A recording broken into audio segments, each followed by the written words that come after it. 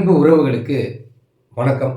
அண்ணன் இடுமாவன் கார்த்தி அவர்கள் மீதும் அண்ணன் சீமான் அவர்கள் மீதும் உங்கள் கார் பெரம்பலூர் மாவட்டத்தில் வந்தால் உங்கள் கார் மீது மட்டும் பெட்ரோல் பாம் அடிப்பேன் அப்படின்னு சொல்லி விடுதலை சிறுத்தைகள் கட்சியின் உண்மையான தொண்டன் அண்ணன் இடுமாவன கார்த்தி அவர்களுக்கு மிரட்டல் விடுத்துள்ளார். அதன உண்மையான விடுதலை சிறுத்தை தொண்டன் ஏப்பா பெட்ரோல் பாம் வீசணும்னு சொல்கிறான், அவனை போய் நீ இப்படி சொல்கிற அப்படின்னு நீங்கள் கேட்கக்கூடாது. அங்கத்தான் நீங்கள் ஒரு விஷயத்தை யோசிக்கணும்.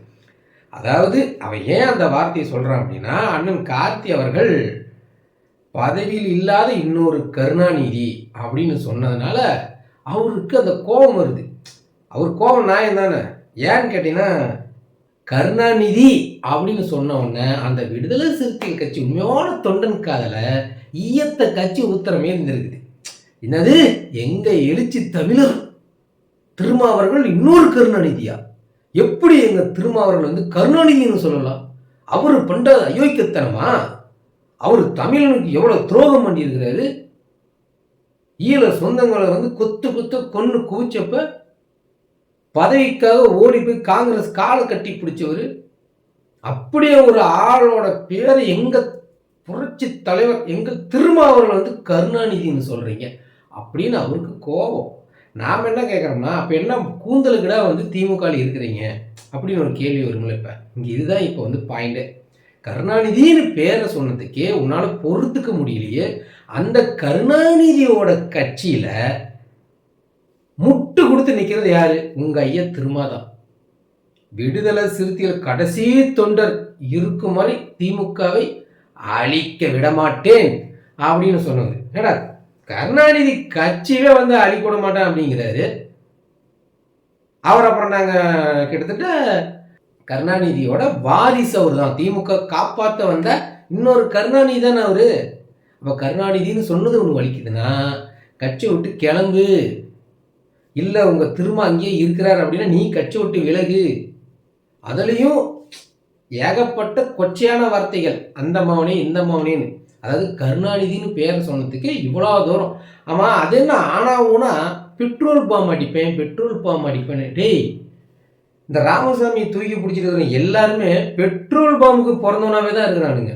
அண்ணன் சீமான் அவர்கள் ஈரோடு இடைத்தேர்தலுக்கு பிரச்சாரத்துக்கு போனப்பையும் இந்த ராமசாமி மூத்திரச்சட்டி பாய்ஸ் என்ன பண்ணானுங்க, இந்த கோவைக்கு பிறந்த கோவை ராமகிருஷ்ணெல்லாம் நாங்களாம் யார் தெரியுமா, பெட்ரோல் பாம்பு அடிச்சிருவோம் பெட்ரோல் பாம்பு அடிச்சிருவோம். டேய் சொல்லாதீங்கடா, சொல்லாதீங்க. ஒரு நாள் ஆம்பளையா இருந்து பாருங்க, வாங்க யாரு பக்கம் வெடிக்குதுன்னு தான் பார்ப்போமே.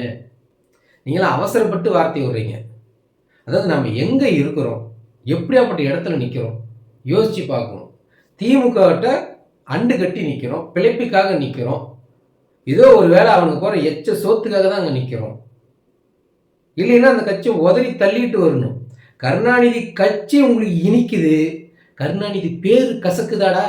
ஏண்டா என்னடா ஆளுங்க நீங்க? அண்ணன் இடுமாவன கார்த்தி எதுக்காக அதை சொன்னார்? பதவியில் இல்லாத ஒரு கருணாநிதினு எல்லா வேலையும் நீங்க அங்க போய் பண்றீங்க. அதாவது சொந்தமா ஏதாவது யோசிச்சு பண்ணா கூட பரவாயில்ல.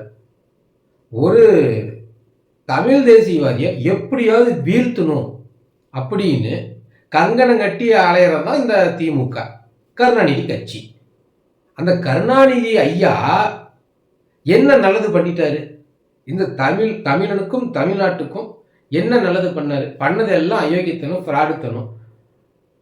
ஒரு குடும்பத்தை உருவாக்கலாம், ஒரு தொகுதிக்கு உண்டான மக்களையே உருவாக்கி வச்சு அந்த மக்களுக்கு சொத்து மேல சொத்தை சேர்த்து குவிச்சு வச்சு ஊழலை சாதாரணமா மொத்த கட்சிக்காரருக்கு பழக வச்சு தமிழ்நாட்டை பெரிய கடங்காரனான மாற்றி வச்சது கருணாநிதி.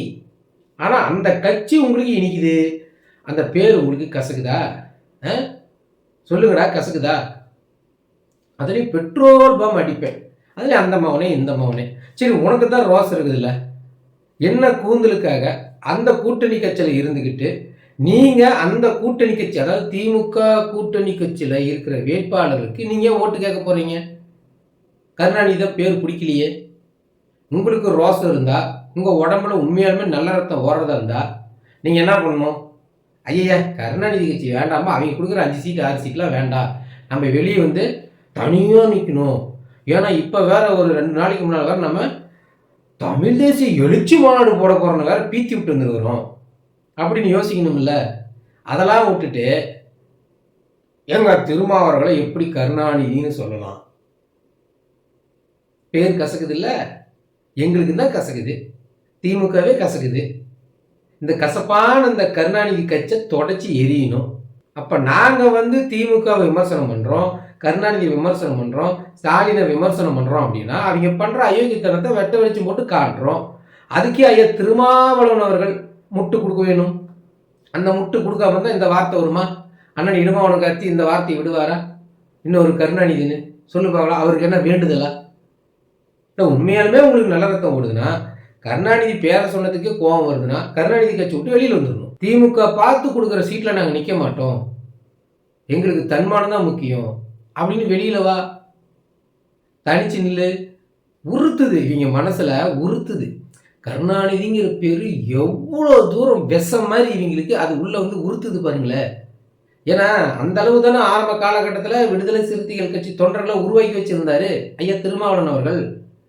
கருணாநிதி சாம்பலும் சேதிக்கு எதிரானவை.